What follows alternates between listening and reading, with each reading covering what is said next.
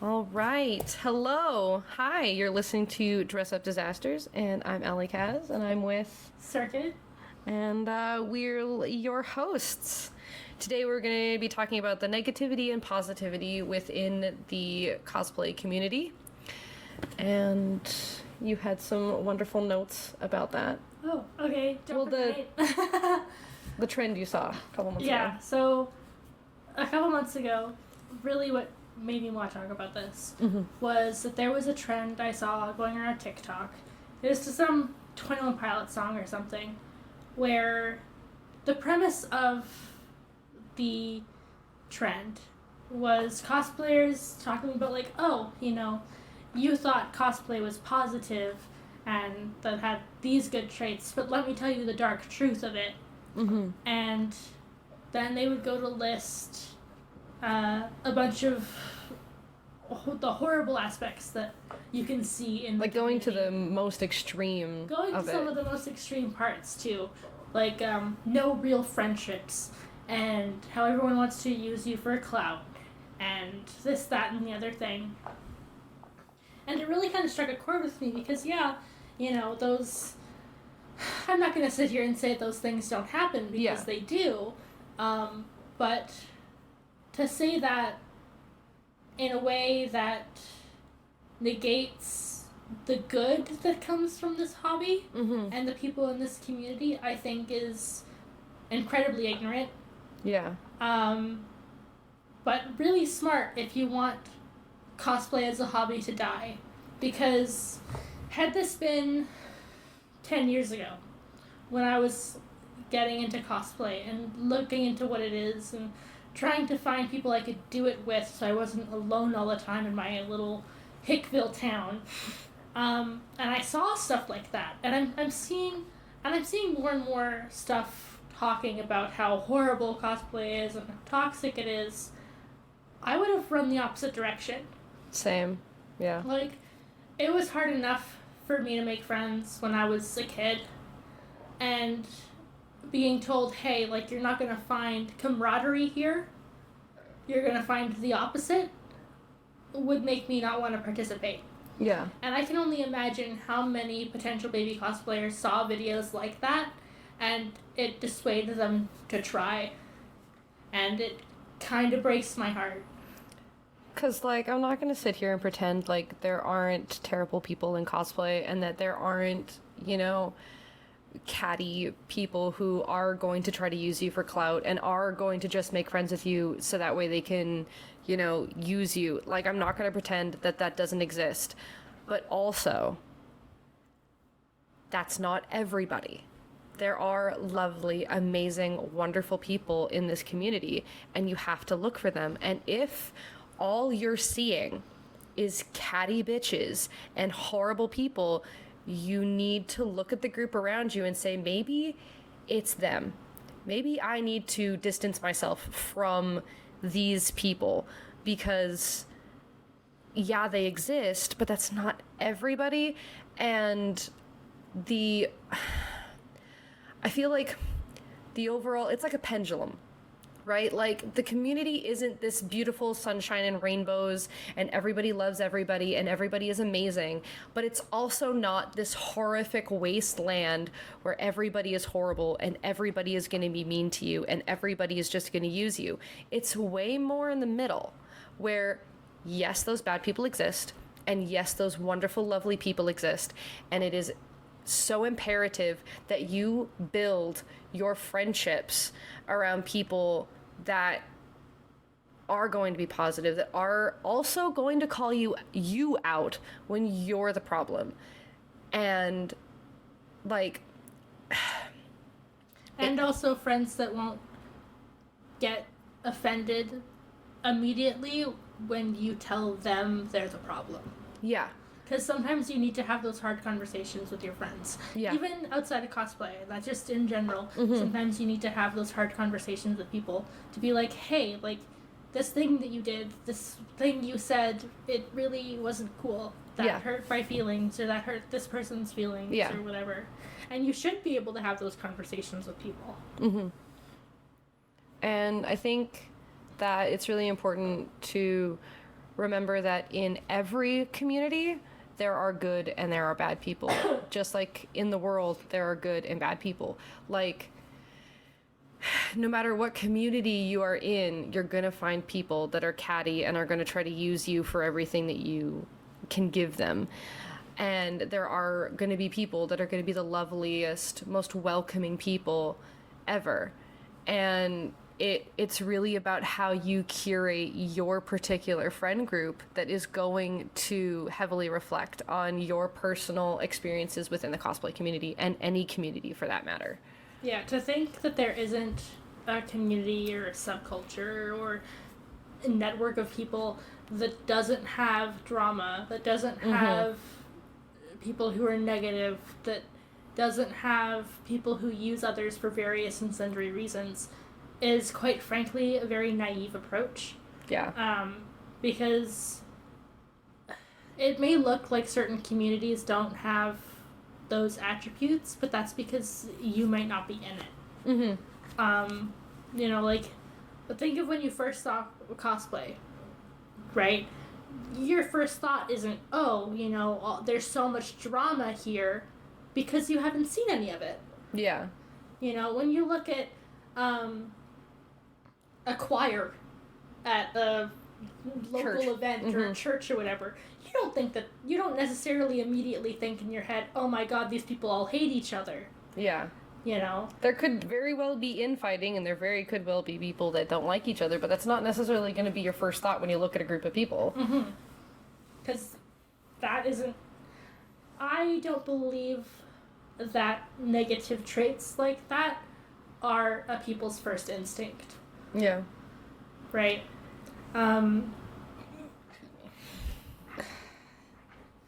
Yeah, because... And something I see a lot, too, is people say, oh, you know, cosplay... I wish I was a cosplayer 10 years ago. I wish I got into it earlier because there wasn't as much drama then than there is now. Or it was so nice back then, it was so and nice it was so back then. lovely. Everyone cared about each other more, and I'm like... No, that's not at all the case. Like, yeah, the sexism, the racism, the homophobia, the transphobia, all of that horrible, the jealousy, the cattiness, the, you know, using them for clout or different things like that, it all existed back then. Yeah. But because the community was smaller. Because there wasn't Twitter, there wasn't Instagram or anything like that, like, it was still there, it just looked different. Yeah. Because before there was social media and followers, there were the being canon and the in-character panels that you don't see nearly as much anymore. The in-character panels, if you got cast to be, you know, the main character of an anime or something in an in-character panel, and you didn't look exactly 100% like you walked off the screen, people would get so rude and disgusting. The amount of friend groups I heard fall apart because of those panels. Fucking rival Monopoly, for fuck's sakes. Yeah. Like, like, it was... That was incredible. the it thing to be, is in, like, if you got cast to be a character in one of those in-character panels, that was you going viral. That was your viral moment. Those panels had a fan base. Those panels had fan bases. They were all over YouTube. Like, some of the first, like, cosplay videos that I consumed were those in-character panels. And things like that, like, those were huge. That was your going viral moment. And there were, like, you know, cosplay groups that would do those panels, and they were so cliquey. And, like, some of them were lovely, and then some of them were horrible. But that's just the nature of anything that involves people, is there's going to be a spectrum of people. There's going to be people on every side of the corner, like, every side of the aisle. Well, especially, too, because cosplay in and of itself, especially nowadays, now that things like social media are a thing. And there's so many more people involved in it. It's so much more mainstream. Cosplay has become... It's become easier to get attention in cosplay. It's easier now than it ever was. Oh, yeah. So, it will gravitate... the people with more narcissistic traits will be gravitated towards it. So there's definitely people who are narcissists, have narcissistic tendencies, or are straight up just narcissists in the community, in places. And it's just about how you navigate it, you know, because when you find yourself in an echo chamber of sorts of negativity, it's gonna sound like that's all that exists. Yeah, very much so. Like there is a reason that search parties go out waving lights around when someone goes missing, like in the woods or something, because you can't see the good when you're in the dark. And that negativity is the dark. Yeah. And it can be really hard to find your way out of it alone. Believe me, I have been there. Anyone who knows me knows my own personal struggles I have had with various people in the community in cosplay who, safe to say, were the more narcissistic type, the more jealous type, all that sort of thing, who'd have like the no doubles rule, and which is ridiculous, by the way. Which is ridiculous, you know. Some of my favorite photos are me and like 7 other people cosplaying the same character. We're all pointing at each other. It's funny. Absolutely, it's funny every time. 'Cause yeah. What is cosplay if not a big billboard of, hey, this is the thing that I like, come talk to me about this thing. Well, because like that was one thing that I, actually saw as a benefit when I first started cosplaying. Like my very first con, when I cosplayed Loki, and I knew that there was going to be a lot of other Lokis there, I found every single Loki cosplayer at the con, and I took a selfie with them because I was like, we're both Loki. This is so fun. This is so cool. We both love this character so much. We have to take a photo together. And I met so many lovely people that also were like, oh my gosh, you're also cosplaying Loki. You also love Loki. That is so cool. Yes, we definitely have to take a photo. But there would be that one person who'd be like, no, why do you want to take a photo with me? We're cosplaying the same thing. And that never like tarnished my love for it, but it didn't mean that also I did not have, like, I would meet at least one person who'd be like, oh no. And so like the negativity has always been there because that was 10 years ago. Yeah. And the whole no doubles rule in general, I think, is stupid. Yeah. It's like, there's very few instances where I would say, like, okay, like, no doubles, fine. Because, especially in terms of content creation. Because sometimes you're wanting to do a specific thing, like, say, a CMV, where you want a specific cast, and you want to branch out and diversify it. And that's totally fine. Like, you're totally allowed to do that, it's your own artistic That's a point where no doubles makes sense. Yeah. But if you're hosting, like, a meetup at a convention, for example, and I've seen this, where, say, you're hosting, like, a Danganronpa meetup or whatever, and your dress is Junko, and someone else who you haven't met before comes up as Junko wanting to participate in this meetup, so? Yeah. So, there's 2 Junkos now. There's 2 Junkos now. Like, just deal with it. Yeah. Like, I have heard so many stories of people being thrown out of groups because of characters they want to cosplay. Even I myself. A few years ago, I was in a Discord with some friends that I had that I don't anymore, in part because of this scenario where we were kind of talking about cosplays we wanted to do. And we were talking about the Marauders from Harry Potter. So, for those of you who aren't familiar, it'd be James Potter, Sirius Black, Remus Lupin, Peter Pettigrew, and Lily, or whatever. And at the time, I was kind of considering cosplaying, like, a younger Remus Lupin, because, I want to be able to do the scars on the face. This is when I was in school for special effects and stuff like that. So it was something I was learning and was excited about. And the 2 friends I was talking to, when I suggested this, were like, no. Like, I want to be Remus, because so-and-so's being serious. And then we could do, like, our ship content together. But you can be Peter Pettigrew. And assigned me that character. Which, I mean, if you're familiar with the Marauders at all, which I assume most people listening are, Peter Pettigrew is one of the least likable characters in the whole group. To say the least. The literal rat of the group. Yeah. And when I suggested maybe not doing that, or even doing like James or whatever instead, or not worrying about doubles, I was just ousted of the conversation completely. Rough. You know, like, it shouldn't matter. Yeah. Right? If your friends are telling you what to cosplay, in that way especially, And won't let you have like a say in what you're cosplaying, you should not be cosplaying with those friends. yeah, and that was at a point where they were my only cosplay friends that I had, my first cosplay friends that I had, because I've been cosplaying for a decade now. If you listen to the first episode, you'd hear this whole story. And at that point, I had been doing it on my own for, God, 7 years at that point. And I was so desperate for friends I could cosplay with because of seeing online people cosplaying together and having so much fun. And I wanted nothing more than to have that for myself.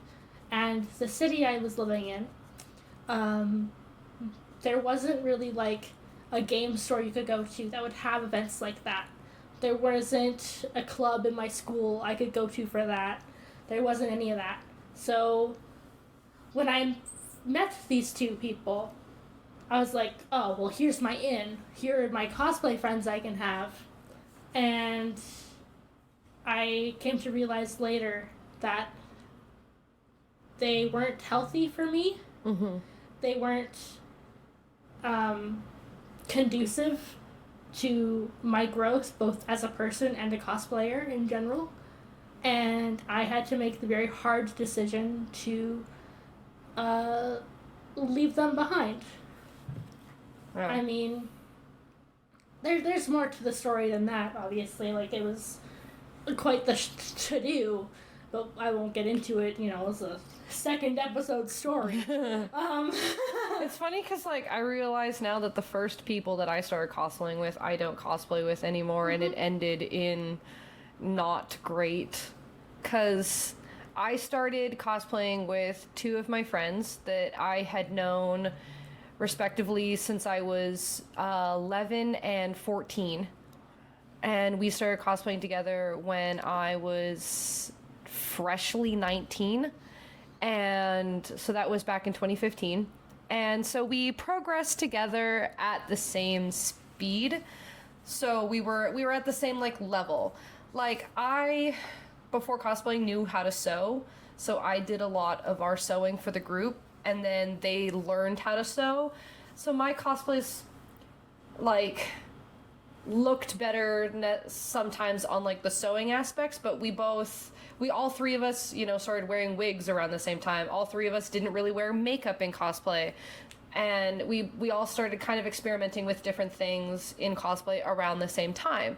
So for the first 4 years that I cosplayed, I mostly I would go down to a convention and see them, and then I would only go to like maybe one other con up here in Vancouver, but mostly I was just doing the one con in Phoenix. And then in 2019, like we all cosplayed together, and then my two friends, they didn't cosplay at all during the pandemic because there was no events, and I found TikTok and I was cosplaying like at least once a week for 3 years straight. And I got better at makeup. I got better at wigs. I got better at sewing because I was making a lot of cosplays, and I was making more cosplays more often. And I got better at, you know, video creation and photo editing and just taking photos and posing and different things like that. So when I cosplayed with those two friends again in 2022, I was on a completely different level because I had been honing my craft for those 3 years, and I had been really, really throwing myself into it, and I was really proud of myself. And like, you know, the cosplays that I'd done. And one of my friends was super supportive, and she was so happy that I was like progressing and everything like that. And my other friend spent the entire 3 days at that convention moping around and crying and hating every photo that she was in. She hated everything about everything and made the con an absolutely horrible experience to the point I will not go back to that convention because of how she made that convention all about her and all about how, you know, everything had to be about her, that whole convention, and how bad of a time she was having. One of her cosplays that had spent, it was a pleather jacket that had been spray painted and put in storage in the heat for 3 years and never taken out, and it disintegrated the first day of con. Yeah. And then even without the spray paint, that wouldn't. Yeah, like the jacket just disintegrated, and then we ended up salvaging it and staying up late and like bought spray paint on our own dime, fixed her costume for her while she had a mental breakdown, and like we tried that entire convention to make her feel better and to make her time better, because she couldn't handle the fact that, you know, I had progressed so much, but I had put in the time and the effort to learn all of those skills. It wasn't like I just woke up one day and could suddenly do great makeup or could suddenly style wigs. Like, I had to put the time, the effort, and money into learning all of those new things, and I'm now no longer friends with her. And like, that is something that does happen. You are going to meet these people that aren't going to cheer for you, and you have, like, if you need to realize that you're worth your friends cheering for. Yeah. And like I am always the first person to be like cheering my friends on. Mm-hmm. And I'm in my friends' comment section. I'll tell them how cool they look. I'll be in their DMs. You know, I'll be in person telling, like, hyping them up, because, you know, people deserve to be hyped up and they deserve to be told that they look cool. Well, you guys were at KatsuCon in a different time zone while I was on stage competing at Fan Expo. And all of us were haunting your stories. Getting DMs wishing me good luck from across continent. 3-hour time difference across a continent. That's not something my previous friend group would have done. And see, and that's the difference between, like, your experience in the community is going to be so heavily influenced by the people you're around. That con with my one ex-friend was the worst con that I've ever experienced. It was horrible vibes. But when I've gone to cons with, like, my really close friends, other friends that were wonderful to be around and, you know, kept the vibes positive and made sure that everyone was, like, feeling it, I had such a better time. Even if the con itself, you know, didn't have as good of programming or didn't have as good as things, I was having an excellent time because all of my friends were making sure that everybody was having a good time. I was making sure that my friends were having a good time. They were making sure that everybody else in the group had a good time. And your experience in the cosplay community is going to be like that. If you surround yourself with people that are positive and are trying to, like, make everything better, you know, talking about the bad things and working through the bad things instead of just, you know, being a catty bitch about it, you know, then your experience in the cosplay community is going to be so much better just based on the people that you are around. If you can't feel like you can communicate to your friends when you're uncomfortable, you need to look at why that is. Yeah. You should always feel like you can communicate your troubles to your friends. And if you can't, either look at, it's either, like, it could be a nervous issue on your own part, but if you don't feel safe in telling your friend, hey, don't do that, it made me uncomfortable, or don't say that because it's rude, or I didn't like that joke you said. Yeah. You know? Trying to think, because there's so many stories I can pull. Yeah. Because, like,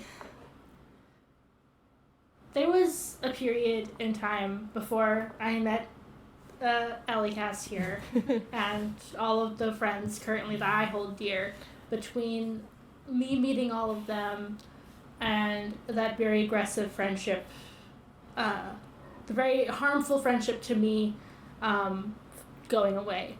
There was a period there. and I was still kind of working on my cosplay stuff. Like, I've been doing it for ages. And, you know, when I was in a friend group with those people, we were all kind of relatively on the same level. Like, there were things they did better, things I did better, you know, as standard for people. And, however, when I met Cass and my current new friends a couple of years ago, it became apparent to me that my skills, at least at the time, in doing certain things were a lot of a lower quality than... Yeah, I've learned so much from my different friends because we've all had such vast differences in knowledge. Yeah. And we always shared knowledge with each other. And instead of internalizing that and turning it into insecurity or becoming rueful almost at the fact that these new people in my life did all of these things so much better and so much faster and this, that, and the other thing. Instead, I took the opportunity to learn from them. Yeah. To grow what I did. And, I mean, my dad's told you multiple times, being like, you know, when Circuit met you, like, their cosplay has improved so much, and, like, they're actually having fun doing cosplay again now, and stuff like that. And if you can't learn either from your friends or with your friends, there's no real way to be able to improve, because the people who you surround yourself with feed into that. Because I have friends that are like really good at makeup, and I learned a lot from them just by watching them, and I never felt like I tried my very hardest not to feel insecure about, like, because, like, makeup was something that took me a long time to get better at, and it was a lot of trial and error and a lot of practice and a lot of figuring out how to make the makeup accentuate my features and not just, like, I'm putting lines on my face and it just looks bad. Whereas for me, makeup has always been something that's come very easily to me. And it's something that's felt very natural to do. Like, for me, that's sewing. I've always, like, I've been sewing since I was 11 years old. I've been making my own clothes since I was 11. I got, you know, a sewing machine for my 11th birthday, and I made that my entire personality for the rest of my life. So, like, that's something that I've always had in cosplay. I've always been able to make my patterns and make my cosplays quick, and they've looked nice. But, you know, my wig styling, that took years of practice. My makeup, that took years of practice. The posing and not looking like a fish out of water. God, I still like, that's something that took time, and also knowing people with better or different skills than me. And instead of going, I hate that they're more talented than me in that thing, I went, wow, they're more talented than me in that thing. I better watch them and learn from them and ask them questions. And, you know, for people who didn't want to answer my questions, or, you know, were like gatekeeping their knowledge, I was like, okay, well then you're not somebody I really want to hang out with, because, you know, if we can't learn from each other or grow together, then you're not somebody I want to be with. Like Stitch, I'm constantly in their DMs with, like, certain questions about cosplays that they've already done.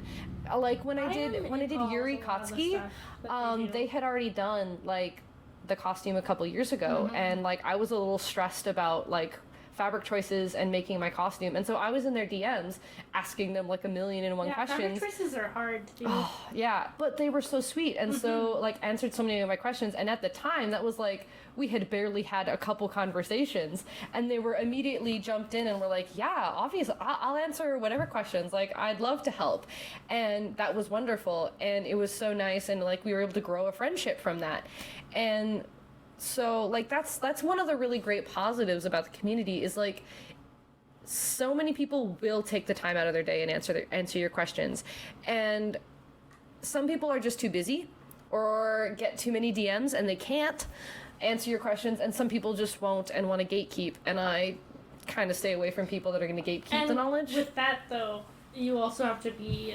careful of the people who think they're hot shit. Yeah. And will preemptively Mm-hmm. give you advice on how to make a thing. Yeah. Yeah. Like, like there was one time where, you know, that same ex-friend of mine from my previous story, after our friendship kind of royally imploded, things had kind of calmed down a bit between us, and, you know, we were civil towards each other, but it had gotten to the point where I'd still been working on my stuff and my craft, and I've increased my skill, my little skill slot in whatever fucking video game you want to visualize. I personally like to visualize Skyrim. Yeah, the little constellations, exactly. Yeah. And I had mentioned wanting to make this cosplay that I knew that they were already planning, having been friends with them for a while. And they saw it on my story, and they were like, hey, you know, I'll give you all of the notes on mine when I make it, and I'll give it to you as a little gift. And I don't want to knock on what they do, you know, but there's definitely a difference in quality in the stuff that I make and the stuff that they make.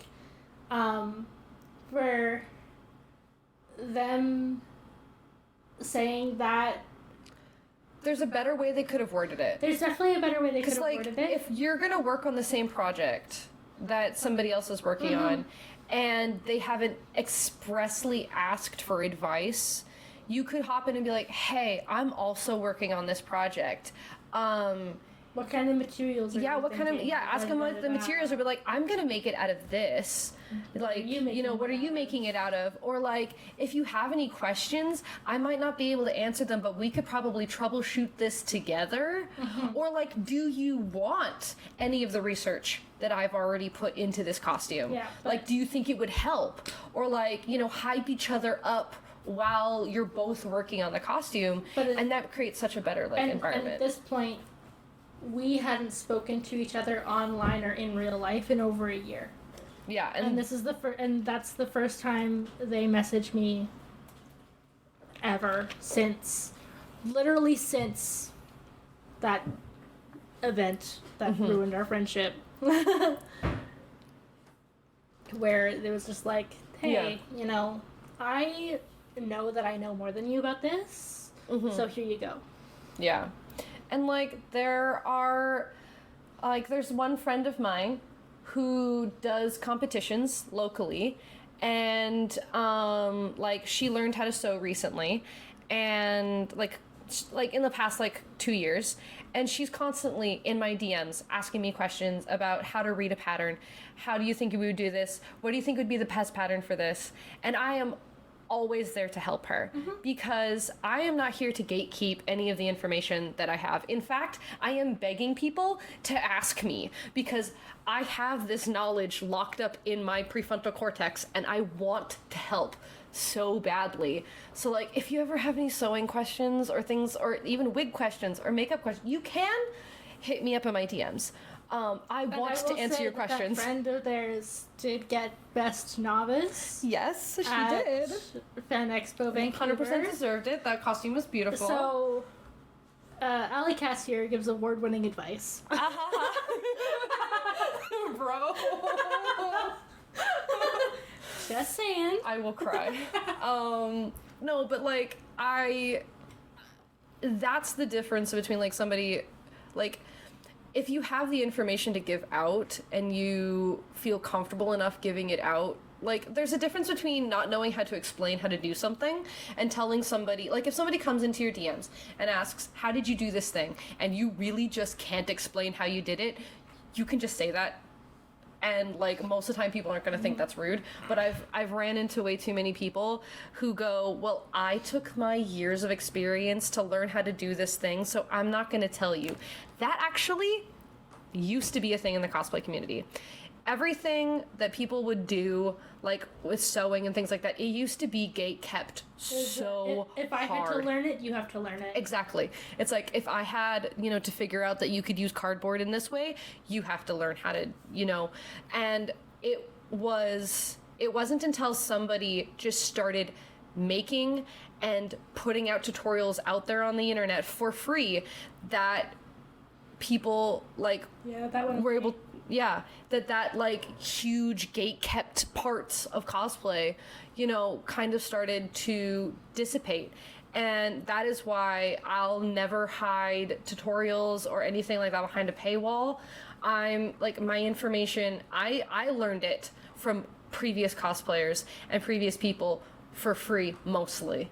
Like, I looked up the YouTube tutorials. Exactly. I put out my tutorials for free on the internet.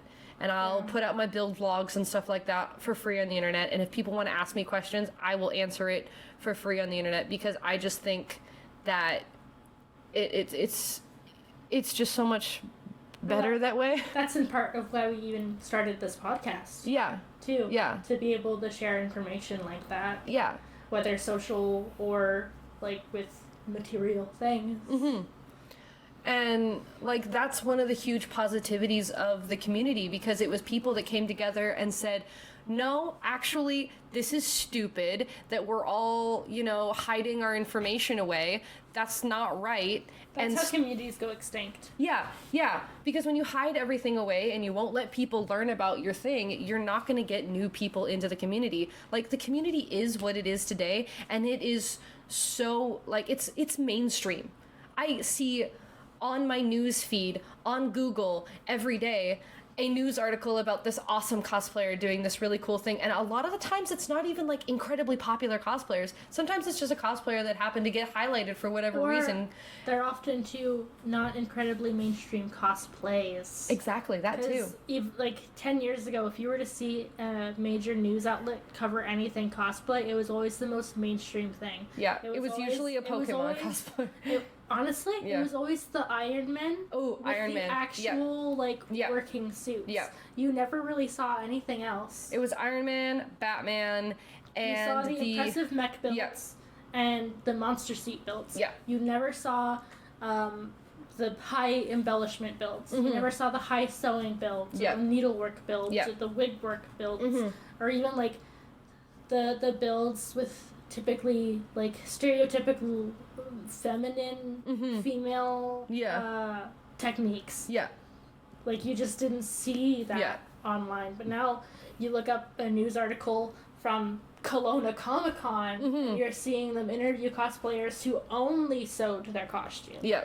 Where they don't have any foam work, they don't have any 3D prints or the fancy high-tech methods. And they're just being silly little dorks, and it's nice to see like that piece. And that is what, like, that's like the joy of the cosplay community, is like, it doesn't have to be impressive. It's just like, if you're having fun. Fun is impressive. Yeah. And like, obviously there is like racism and sexism and homophobia and transphobia and just so many other fatphobia and ageism. All the in the cosplay community. But if we want to, get rid of it or quiet in some way, you have to call it out. But just saying, oh, the cosplay community is rotten, and then washing your hands of it and walking away, that's not going to help.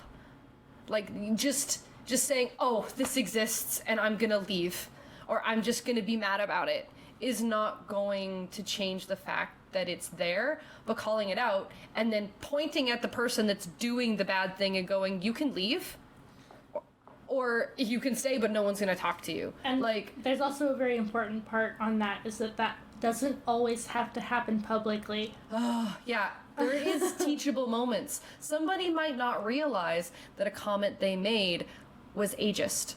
They might not realize that, or they might not realize how that comment might impact somebody else. You can have it be a teachable moment, and if they go, no, I don't care, or, fuck off, I don't care, then you can, because making everything a public post or anything like that, if someone does something, So many things can... uncouth, Yeah.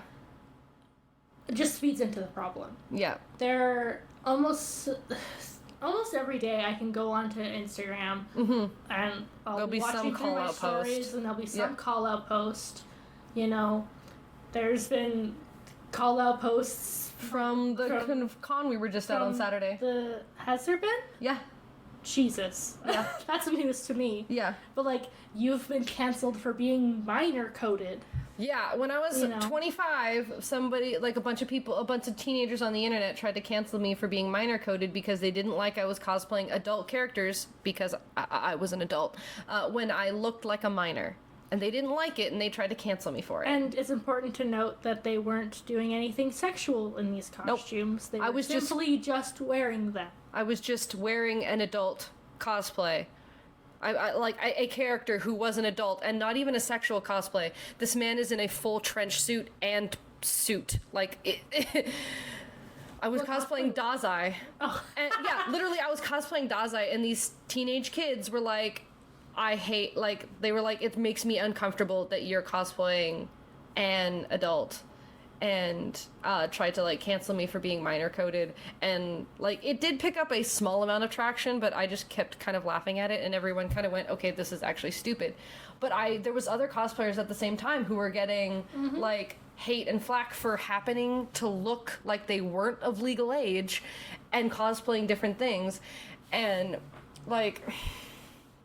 that's really stupid and could have easily been dealt with in the DMs. Yeah. And back in February, that same ex-friend of mine tried making a needless call-out post in which they used my legal name in that I don't put out to be common knowledge. Their reasoning? They heard that I was being passive-aggressive. Yeah. Which, I mean, with the way that they treated me, I don't know quite what they expected me to do other than just leave them alone and not talk to them. But you weren't even posting anything publicly. Yeah, you weren't even spreading anything about them. Posted anything publicly about them. I never named them either by their user or their real name.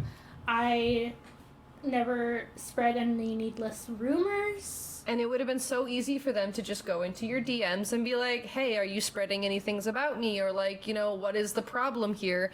And it could have easily been dealt with in their DMs, but instead they decided to go public about it. Instead, they saw, and this is my assumption, they saw that people weren't putting up with how they treated people and were distancing themselves because of it. And because it wasn't just you that they were treating badly, and it's not just you that's cut them off as a friend. No, and they had assumed that I was going around telling people how horrible a person they were, which just is simply untrue. I don't know how else to say it other than that it didn't happen. But that didn't stop them from trying to make a needless call-out post because cancel culture is all of the rage. Yeah, and there are times where public call-out posts are necessary. Especially if it's going to put other people in physical danger, then yes, a call-out post is necessary. But if it's infighting and drama, or you just don't like each other, that does not have to be public knowledge, and that does not necessitate a public call-out post. Yeah, even saying with my example, that for sake of argument, let's say I was, doing what they thought that I was doing. That still, I don't think, would warrant a public naming with my legal name involved. Yeah, it literally could have been taken care of in your DMs. Yeah. I don't know. But thankfully, I surrounded myself with friends who cared about me, who actually enjoy my company, who know the quality of my character, and I didn't have to deal with that nonsense on my own. And that is why surrounding yourself by the right people as so important to your experience within any community, not just the cosplay community. Because if you surround yourself with good people, not people that are there to be your little hype bots and never, question anything about you. Not necessarily to surround yourself by adoring little fans, but the right people who are going to be there, in the bad and the good, and also be able to call you out when you do bad things, or, keep you on the straight and narrow, as it were. If you surround yourself with the right people, you are going to have a much better experience in the cosplay community. Because especially now that the cosplay community is so mainstream, there is going to be no shortage of shitty people. That's just how it's going to be. And also because the cosplay community is so mainstream, it's going to stray outside of... For so many years, it was just cosplayers hyping up other cosplayers, or fans of... There wasn't a lot of just fans of cosplay. There was cosplayers, and that was basically the whole community. And now, with it being so mainstream, and for so many years being mainstream, there are people that are just fans of cosplay. And so they aren't going to be privy to a lot of these conversations that we're all having with each other. And so they are going to be nasty, and they are going to be rude, and you are going to have people in your comment section on various social media sites being rude and nasty and gross, and unfortunately that is not going to stop, because the bigger a thing gets, the louder the nasty people are, and that's unfortunate. And the harder it is to see just how much of a minority those loud voices are. Yeah, because it's more likely that somebody is going to leave a nasty little comment than somebody might say something nice. So if you want to spread more positivity in the cosplay... Do you mean that the other way around? Well, I tend to find that the nasty voices are louder simply because you're going to see, if you see a lot of nice comments and then one really, really horrible one, that one's going to stick in your head a bit more. Yeah. Well, that's why on TikTok I had to filter my comment section for anything pertaining to teeth. Yeah, me too. Because I have because obviously you can't see our lovely faces. Yeah. But I have quite the overbite. So for a while, I had people make comments about it that weren't very nice. I regularly have people telling me I need to fix my teeth, because I also have... two teeth that stick out a bit further because my jaw is too small for all of my teeth, which is an unfortunate evolutionary fact of, where the human race is heading, but that is what it is. For some reason, dentistry isn't included in healthcare. But that's another problem. That's a whole other problem. But also, I think one of the really important things is, if you want to see more positivity in the community, it kind of needs to start with you. Yeah, you have a big voice, even if you don't think you do. The change you want to see. I want to see positive people that share information and, uplift people and share positive things. And so I am that person in the community. I can't tell you how many people that I have pulled from bad friend groups and said, no, you're not going to be there anymore. You're going to be my friend, and I'm going to introduce you to my friends, and we're going to have a good time. And like me. Literally. And, I will do that because I don't want people to have a bad time. I've had, generally, a good experience in the cosplay community. Yes, I've had people try to cancel me once or twice for really, really stupid things like being minor coded. And yes, I've had, people send me death threats, and I've had people send me, just been absolutely rude and horrible in my DMs. I've had friendships end. And just selfish, too. And I've had selfish people, and I've had people, I've had a couple friendships end because of weird things in the community, or they're just, petty and mean, or, people that have kind of grossed me out, and I've had to cut them off. But that doesn't overshadow all of the good things that have happened to me because of cosplay. Yeah, I have a girlfriend because of cosplay. Yeah, like, I have met some of my best friends and, like, friendships that I want to have for the rest of my life Yeah. through cosplay. I'm on path to Cosplay Summit And, because I yeah. forced myself out of an echo chamber of negativity. Like, during the pandemic, as crazy and cringy as it might say, cosplay saved my life. Like, it's what kept me sane. It's what kept me sane and afloat because it gave me something to do. Like, I honestly don't know if I would have survived for various reasons, depression and all those things. Like, cosplay has kept me sane through so many bad things in my life.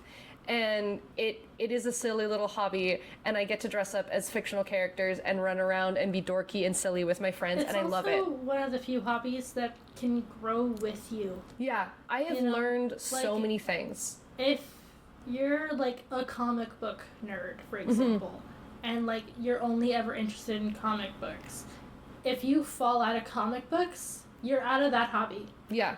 But with cosplay, if you're really into superheroes, like I was super into superheroes when I was a kid, and I did a lot of like Harley Quinn, for example, right? Yeah. And that's not necessarily something I want to do anymore. And now I do more video game stuff and more anime stuff. Yeah. You know, to a degree, cosplay shapes you as much as you shape it. Yeah. Because, like, I started out cosplaying mostly superheroes and Star Wars and Disney princesses, and then as my, like, hyperfixations and interests changed, cosplay was able to change along with me. When I started really getting into anime, I didn't have to drop cosplay as a hobby. I just shifted how I cosplayed, and I cosplayed more anime characters. And then when I really, really got into video games that had characters I could cosplay, I cosplayed those video game characters, and I was able to bring that hobby with me.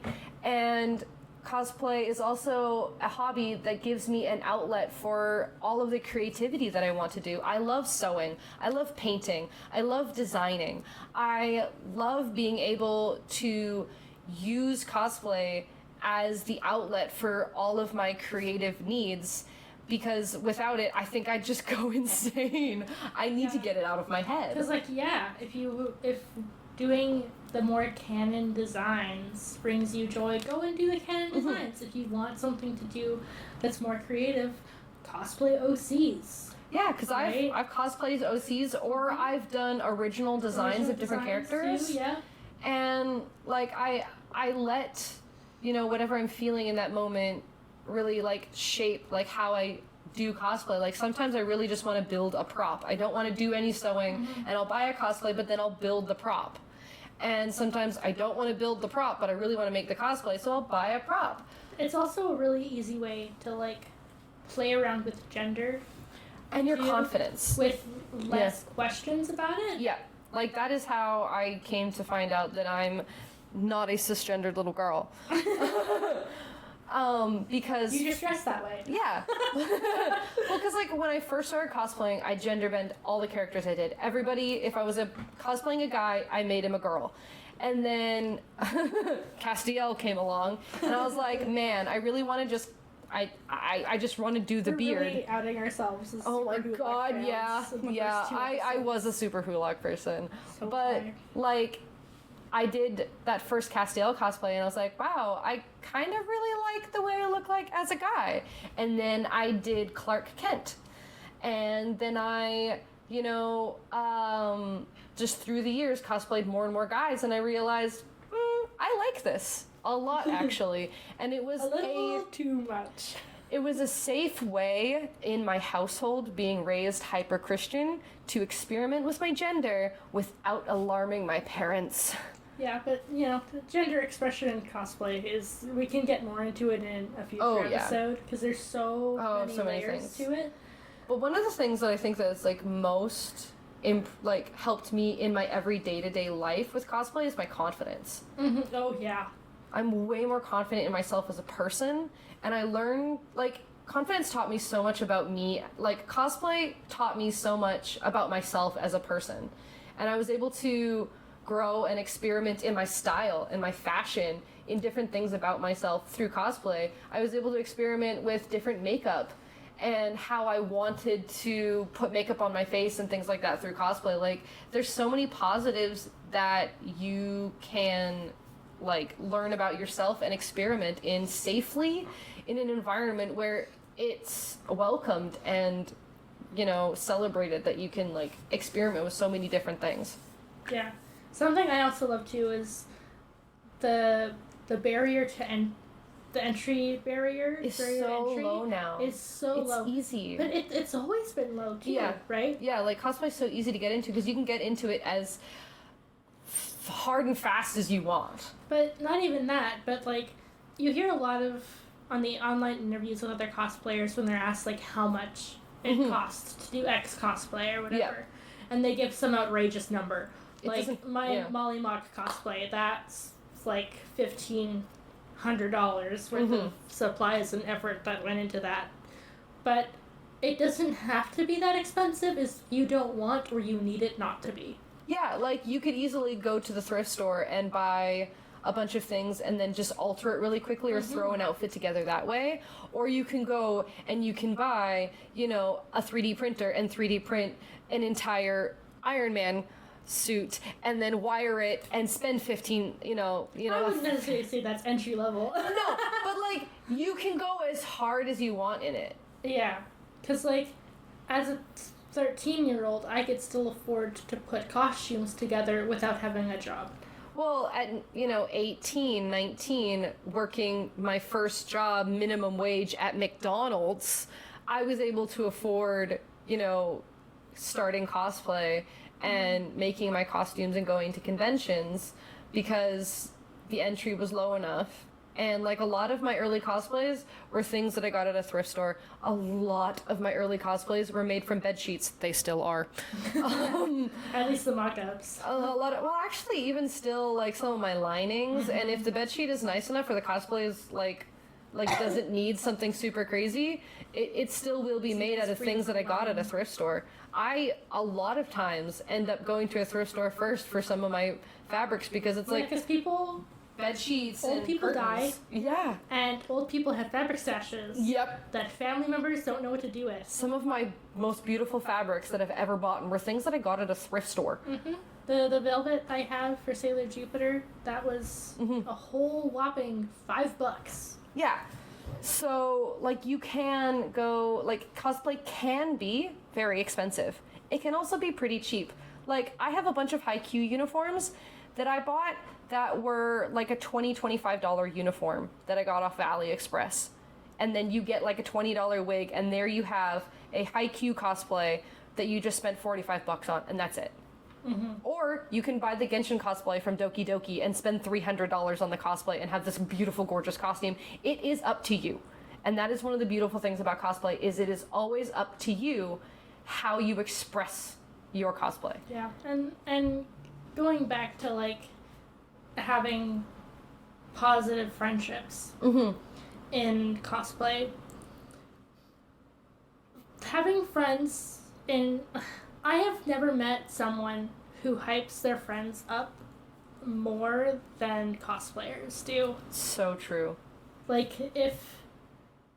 it's something I see everyone do at this point, and it's a really beautiful thing. It's a very beautiful, very touching thing, especially as someone coming from a friend group that I never got that from. Right? Like, they'd sometimes like do that to each other, but like, speaking of me being the recipient, I never got that. And at first it was a little bit overwhelming, right? And then like time passed and I got more used to it, and I'm like, I was cosplaying Beto to a shoot one time, and I posted a picture on my Instagram story of me in the cosplay, and another friend of mine just DM'd replying to it saying, "Mommy?" And I'm like, yeah, I am mommy. Exactly. Like, the amount of friends that I've hopped into their comment section with, like I had a friend who was cosplaying Howl, and I was like, suddenly my name is Sophie, your hand in marriage. And, like, it's so fun to be able to just hop into your friends' DMs and or their comment section and hype them up. I love just hyping my friends up. It's so much fun. It's important to have that kind of connection with your friends. Mm-hmm.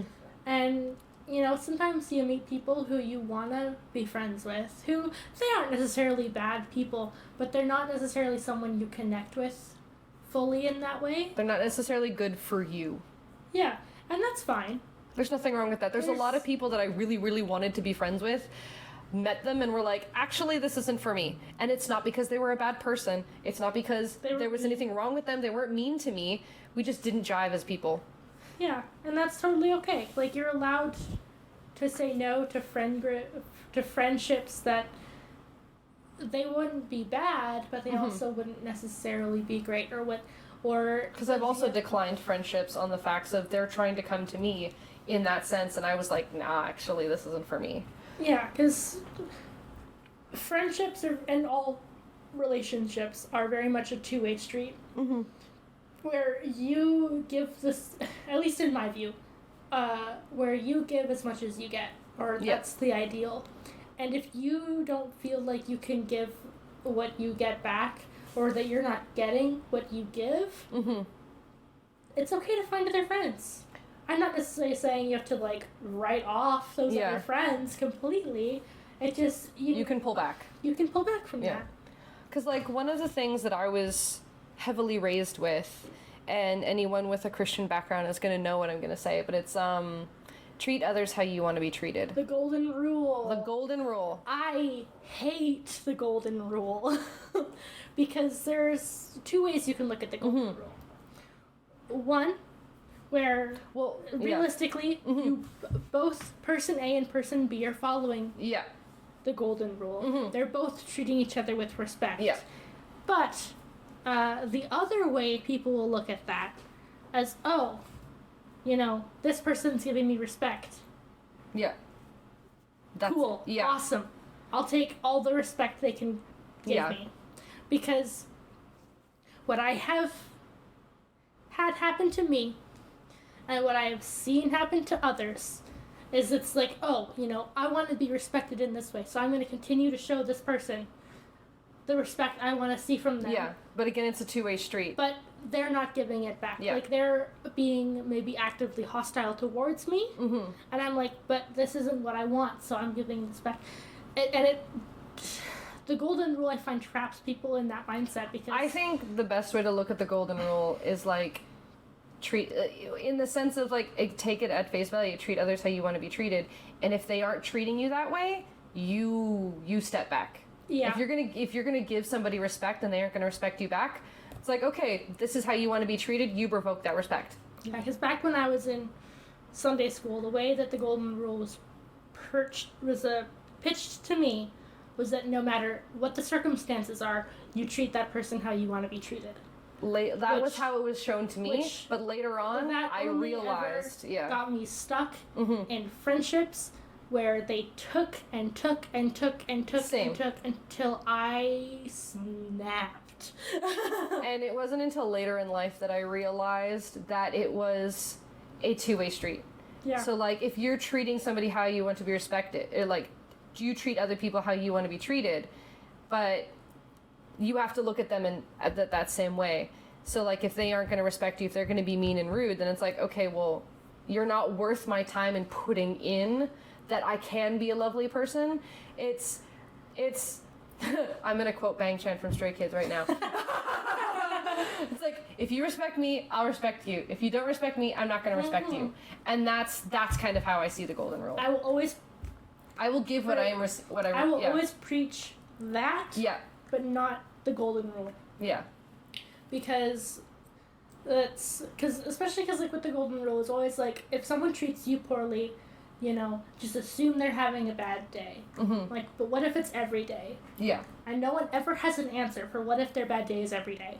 Because I'll give people one bad day. I'm like, okay, you get the one bad day. Yeah, for me, it really depends on what they're doing with that bad day. Fair enough. Like, if I can see why they're doing this.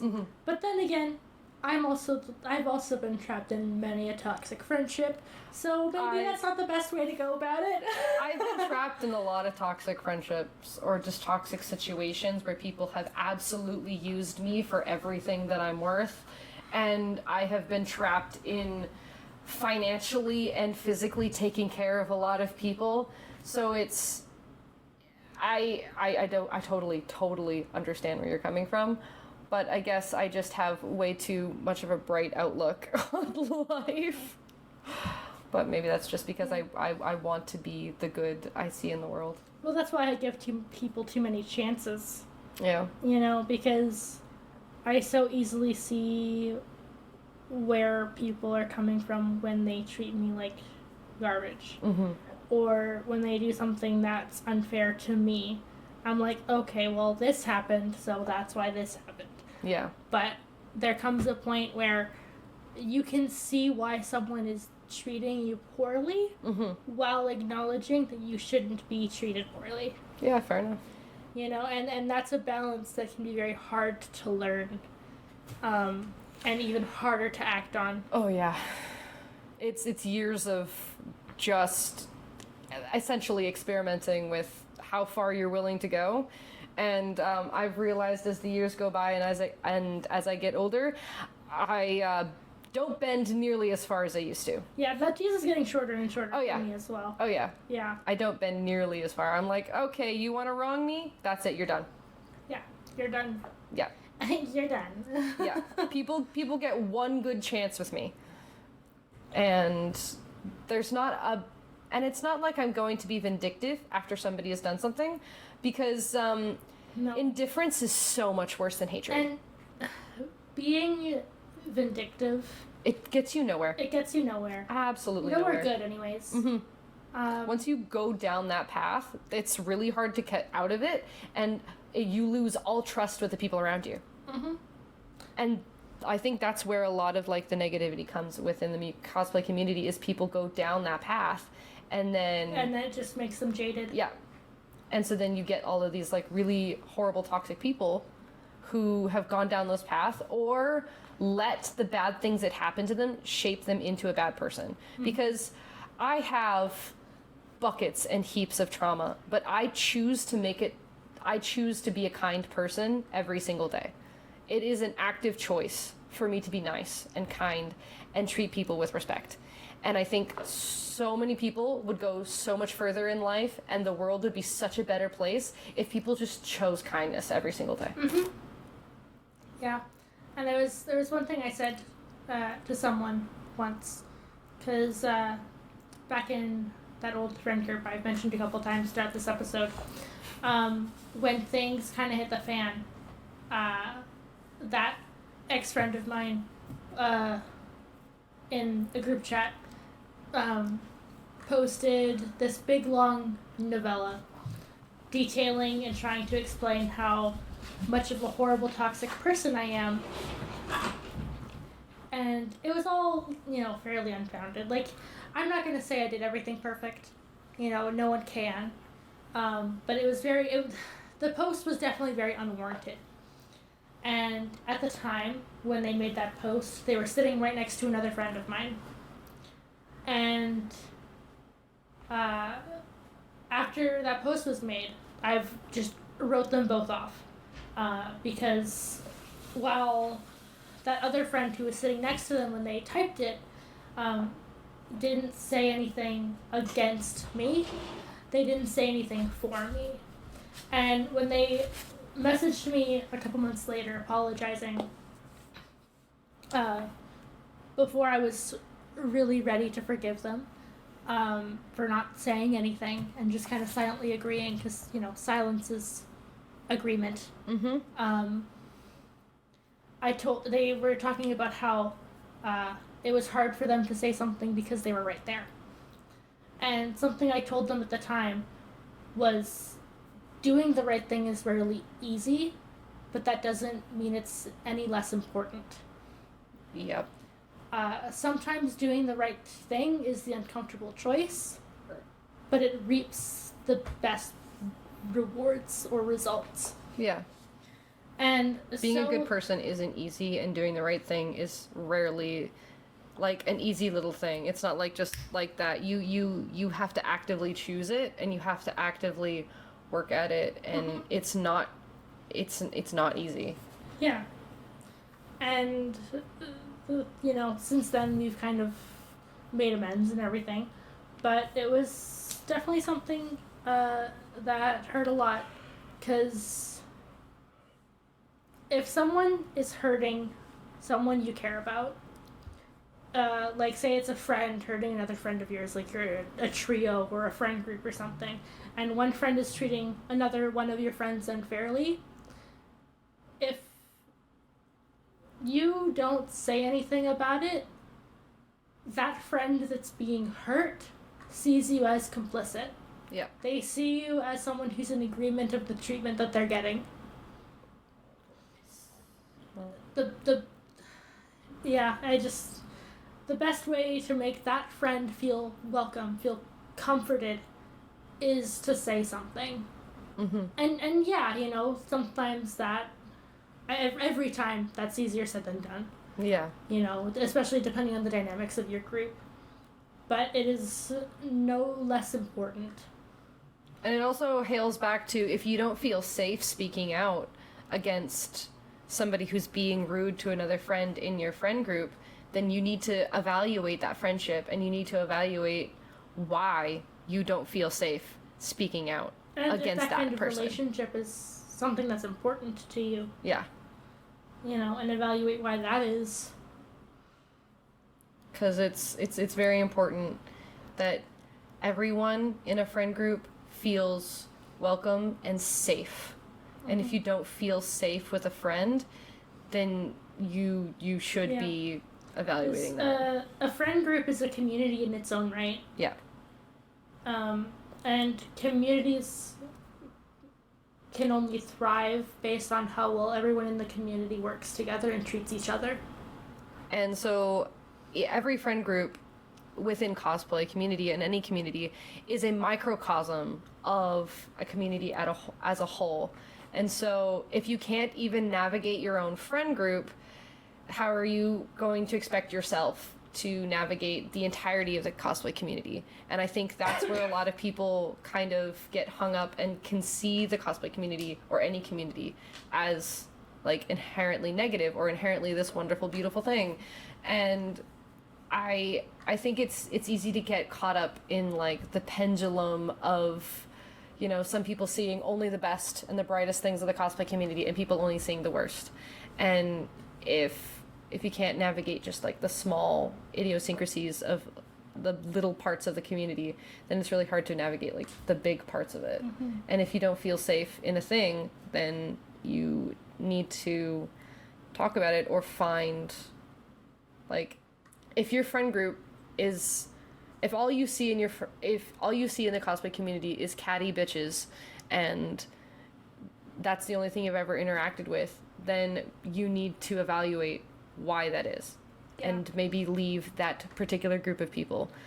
And if you are considering leaving your friend group, but you don't know anybody else outside of it, that is something that takes such incredible bravery to do. So much courage. And such incredible amount of courage. Because it can be hard. Oh, yeah. To meet new people. Oh, yeah. And to establish those relationships. It's a very vulnerable thing. It's very vulnerable, and it can be very scary. Mm-hmm. But as someone who's done that very thing recently, where I was completely on my own for a little over a year, I don't regret it in the slightest. Mm-hmm. Like, every bit of negativity I felt, every time I was dissed, made the butt of the joke, ignored, being alone for that year while I was able to build up those new relationships, it felt so freeing. I see a lot of times people in horrible relationships be like, oh, well, I'd rather be with people who treat me like garbage than be alone. Right. And yes, being alone is hard. It's very difficult. but you'd be surprised how many friends you have and how many friends you can see and people you know who are willing to reach out to you and hang out with you when you're not focused on a group of people who treat you poorly.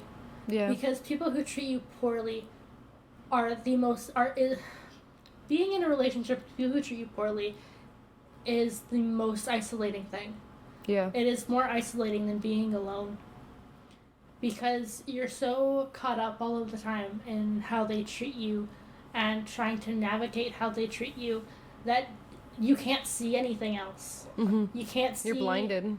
Yeah, you can't see the person who replies to your story every day on Instagram because they want to be your friend. Like, you don't see that as someone trying to be your friend because, at least for me, it got to a point where I couldn't fathom anyone seeing me just out and about, not doing anything or interacting with anybody, and wanting to be my friend. And I know that that's not an uncommon basis of thought. Yeah. But you deserve friendships that make you feel whole as much as anybody else. Yeah. I think that's a good place to kind of wrap it up. wrap it up for the night. We've poured out our little hearts for you, and hopefully this will help somebody out there. Or if you think it might help somebody you know, maybe send it to them or something. Nothing like quite calling out somebody with having a poor friend group than sending a podcast episode to them.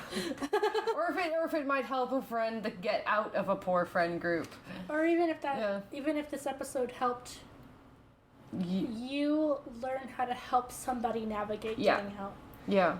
You know? Or if it makes you think, maybe I will reach out to somebody and try to pull them out and be like, you will be my friend. Yeah, because from the outside looking in, it can be very easy to spot friend groups that aren't the most conducive to growth. Yeah.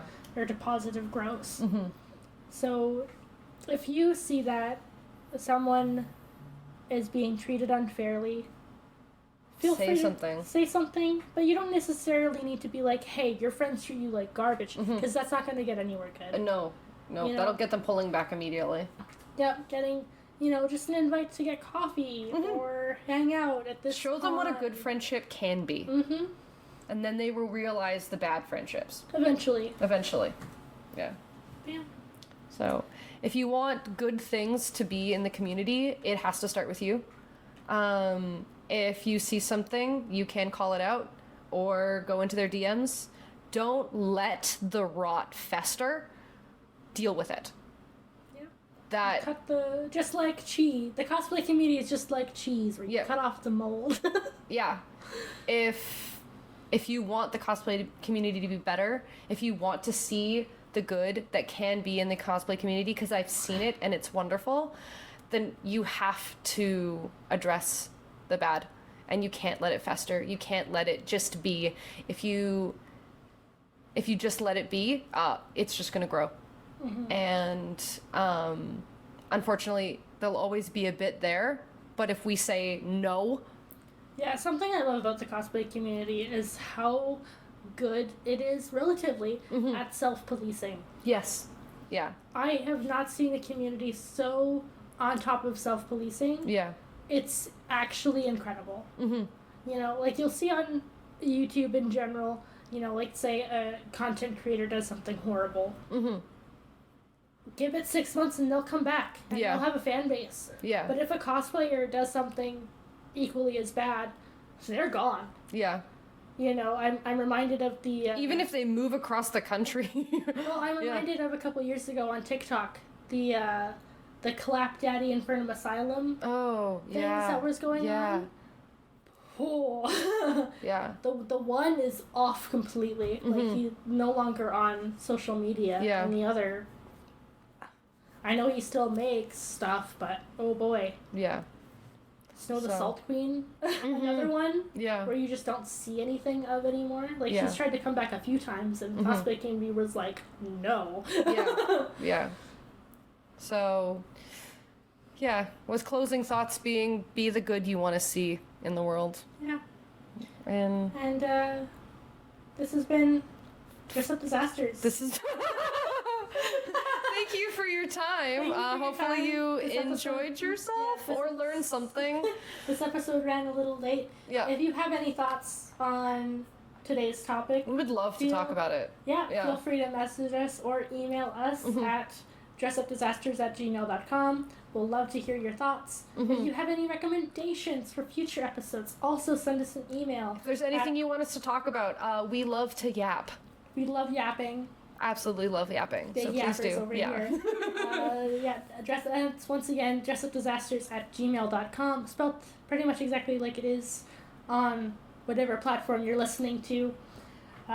This has been Dress Up Disasters with Circuit Cosplays, and Alycas cosplays. we'll smell you later. Bye.